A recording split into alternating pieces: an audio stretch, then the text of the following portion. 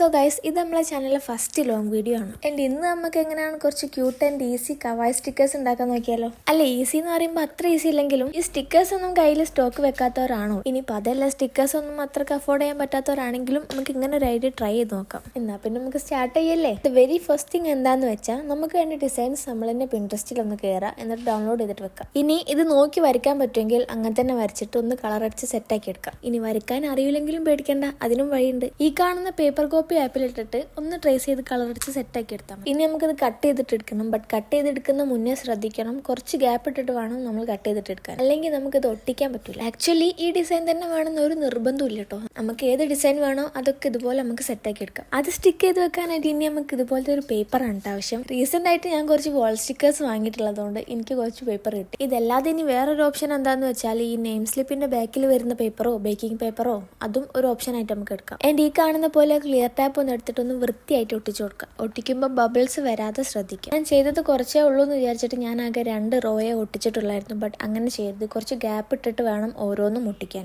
ഇനി അതിന്റെ മേലായിട്ട് വീണ്ടും ഈ ടാപ്പ് ഒട്ടിക്കണം. ഇതൊരു ടാസ്ക് ആണ് ഗൈസ്. ആ ടാസ്ക് സക്സസ്ഫുള്ളി കംപ്ലീറ്റ് ആയെങ്കിൽ ഇതുപോലെ ഒന്ന് പറിച്ചെടുത്തോ. ഓരോന്നും കുറച്ച് ഗ്യാപ്പ് ഇട്ടിട്ട് നമുക്ക് വീണ്ടും വെട്ടിയെടുക്കണം. നമ്മൾ ഫസ്റ്റ് കട്ട് ചെയ്യുമ്പോൾ കുറച്ച് ഗ്യാപ്പ് ഇടാൻ മറന്നാലും ഈ സെക്കൻഡ് കട്ടിൽ ഗ്യാപ്പ് ഇടാൻ മറക്കരുത്. ഞാനൊരു ഓളത്തിൽ അങ്ങനെ വെട്ടിക്കൂട്ടി വന്ന അവസാനം ഒട്ടിക്കാൻ നോക്കുമ്പോൾ അത് ഒട്ടുന്നുണ്ടായിരുന്നില്ല. സോ അതാണ് ഞാൻ പറഞ്ഞത്, ഗ്യാപ്പ് ഇടാൻ മറക്കരുത്. ആൻഡ് ഫൈനലി ഇതൊക്കെയാണ് ഞാൻ സ്വന്തമായിട്ട് വരച്ചുണ്ടാക്കിയ ഡിസൈൻസ്. ഇനി അതല്ലെങ്കിൽ വേറൊരു ഓപ്ഷനും കൂടി ഞാൻ കാണിച്ചു തരാം. ഇത് കുറച്ചുകൂടെ സിമ്പിൾ ആയിരിക്കും. ഇതുപോലെ കുറച്ച് പ്രിന്റ് ഔട്ട്സ് നമ്മൾ പ്രിന്റ് ചെയ്തിട്ട് എടുക്കുക. വയ്ക്കാനും കളർ ചെയ്യാനും ഒന്നും പറ്റൂല എന്നുണ്ടെങ്കിൽ നേരെ പോവാ പ്രിന്റ് എടുത്തിട്ട് വരാം. ഇതിലാണ് ആക്ച്വലി കുറച്ച് മോട്ടിവേഷൻസ് ഒക്കെ ആഡ് ചെയ്തിട്ടുണ്ട്. എനിക്കൊരു മോട്ടിവേഷൻ ആയിക്കോട്ടെ. ഇതും നമുക്ക് വേണ്ടതൊക്കെ കട്ട് ചെയ്തിട്ട് എടുക്കുക. ആൻഡ് ഇത് സ്റ്റിക്ക് ചെയ്യുന്നതിൽ കുറച്ച് ചേഞ്ചസ് ഉണ്ട്.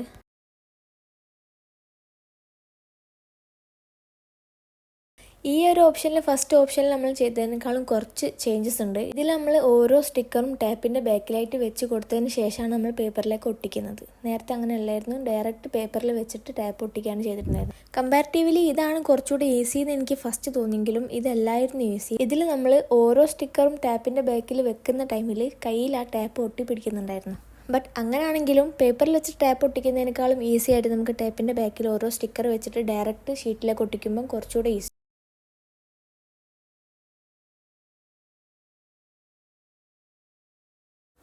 ആൻഡ് ലാസ്റ്റായിട്ട് ഞാൻ ഇതെല്ലാം നേരത്തെ പറഞ്ഞ പോലെ കുറച്ച് ഗ്യാപ്പിൽ ഓരോന്നും വെട്ടിയെടുത്തിട്ട് ഓരോ സ്റ്റിക്കറാക്കി എടുത്തിട്ടുണ്ട്. സോ ഇതിനി നമുക്ക് ഓരോ യൂസിനനുസരിച്ച് നമുക്കിത് യൂസ് ചെയ്യാം. ഞാനിതിവിടെ കാണിക്കാനായിട്ട് ജസ്റ്റ് ഒരു ബുക്ക് എടുത്തിട്ട് ഒട്ടിക്കുന്നുണ്ട്. ഇതൊരു ജേർണലിംഗ് സെറ്റപ്പ് ഒന്നുമല്ല, ജസ്റ്റ് ഒരു ബുക്കിൽ ഞാൻ ജസ്റ്റ് കാണിക്കാൻ വേണ്ടി ഒട്ടിക്കുന്നുണ്ട്. ഒട്ടിച്ച് കഴിഞ്ഞപ്പോൾ എനിക്കിത് വലിയ കുഴപ്പമില്ലാത്തൊരു ഭംഗി തോന്നിയതുകൊണ്ട് ചെറിയൊരു ജേർണൽ സെറ്റപ്പ് ഞാൻ ചെയ്യുന്നുണ്ട്. ഇതൊരു ജേർണലിംഗ് ബുക്കൊന്നുമല്ല. സോ ഈ ടൈപ്പ് സ്റ്റിക്കറൊന്നും എല്ലാവരും ട്രൈ ചെയ്ത് നോക്കുക. അപ്പോൾ ഇഷ്ടപ്പെട്ടിട്ടുണ്ടെങ്കിൽ ലൈക്കും കമൻറ്റും സബ്സ്ക്രൈബും മറക്കണ്ട.